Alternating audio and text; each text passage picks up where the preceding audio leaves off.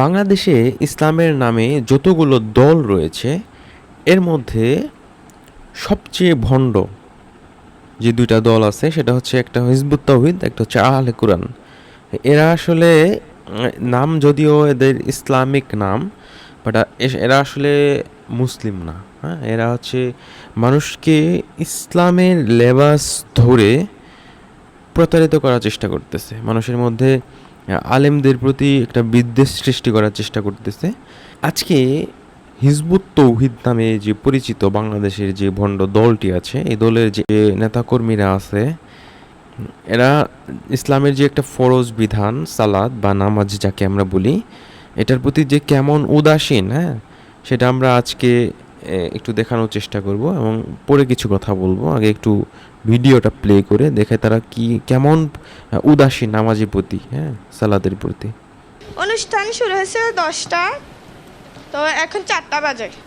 আমাদেরকে নামাজের 10টা থেকে 4টা পর্যন্ত, দেখুন তাহলে 6 ঘন্টা অনুষ্ঠান করতেছে। মানে এদের কি অনুষ্ঠান? আচ্ছা, আমি বলছিলাম নামাজের কথা, ওনারা বলছে কোনো রুম খালি নেই, কিন্তু আমি যতটুকু জানি নামাজ পড়া ফরজ, সব কাজ পড়ে। তাহলে মানে এটা আমার না, এটা আপনার এই কথা। আচ্ছা দেখুন, এই যে মানে জোহরের ওয়াক্ত পার হয়ে গেছে, আসরের ওয়াক্ত পার হয়ে যাচ্ছে প্রায়, সেই সময়ও তাদের নামাজের কোনো বালাই নাই, তারা নামাজ পড়তেছে না। এই মেয়েটি সেই প্রশ্নটাই করেছে, কিন্তু এখন দেখুন কি উল্টা পাল্টা ব্যাখ্যা দাঁড় করাবে। হ্যাঁ, বললাম, আপনি যে বললেন সব কাজ পড়ে, ঈমান আগে, নামাজ পড়ে। নামাজ ফরজ, অন্য সব কিছু না। আপনি ঈমান আনছেন? জি অবশ্যই। আমি আচ্ছা, এই উল্টা পাল্টা ব্যাখ্যা এগুলো আসলে পুরো ভিডিও দেখানোর দরকার নাই, আমি জাস্ট মূল অংশটুকু দেখাই একটু। সেই মানুষটা উল্টা প্রথম দিকে হচ্ছে আজে বাজে উল্টা পাল্টা, সে কি বলেছে নিজেও জানে না ঠিক মতো, উল্টা পাল্টা শেষের দিকে গিয়ে একটু যুক্তি দেওয়ার চেষ্টা করেছে, এগুলো একটু দেখাই। আসতে পারে নামাজ, যেই মানুষটা দিন প্রতিষ্ঠার জন্য দাঁড়িয়েছে সেই মানুষটা নামাজ পড়ে না, কি করে আপনাদের কনসেপ্ট আসতে পারে?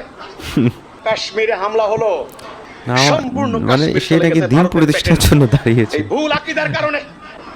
এই তথ্য আপনি একটু স্টাডি করেন কষ্ট করে। যদি না জানেন, আগামী জুম্মাতে আমি আসি সোনাইমুড়িতে, আপনি আসবেন, আপনাকে দাওয়াত দিলাম। কি তথ্য? নামাজ কখনো 1 রাকাত পড়েছেন, কখনো 2 রাকাত পড়েছেন, পড়ে যাবেন মুসাফির, তখন আপনার 2 রাকাত। এবার আসেন নামাজ পড়তেও পারেননি কখন?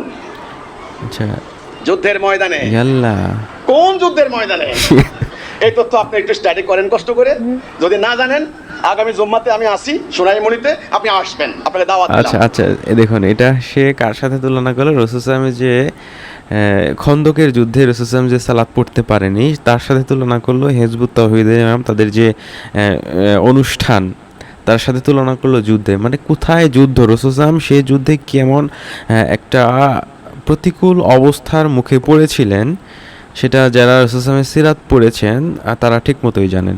সেই অবস্থার সাথে সে তুলনা করতেছে হিজবুত তাওহীদে যে এসি রুমে বসে যে তারা অনুষ্ঠান করে, সেই অবস্থার সাথে এই অবস্থা তুলনা করে। মানে মূর্খামির তো একটা লিমিট থাকা দরকার, আনলিমিটেড মূর্খ।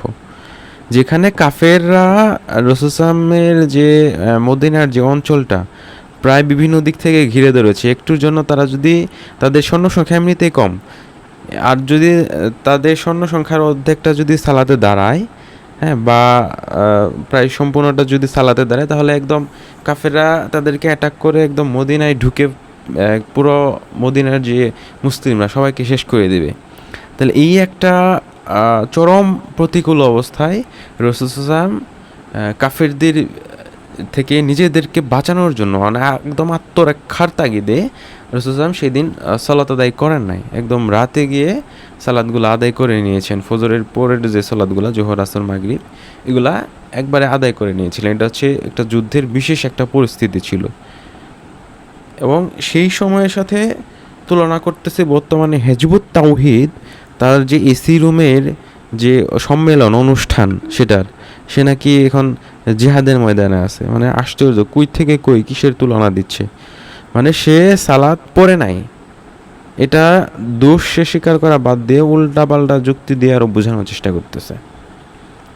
এই হচ্ছে বাংলাদেশের ইসলামের নামের হিজবুত তাওহীদ নামের যে দলটি আছে, এর হচ্ছে সালাত এবং তার আমল আকিদার অবস্থা।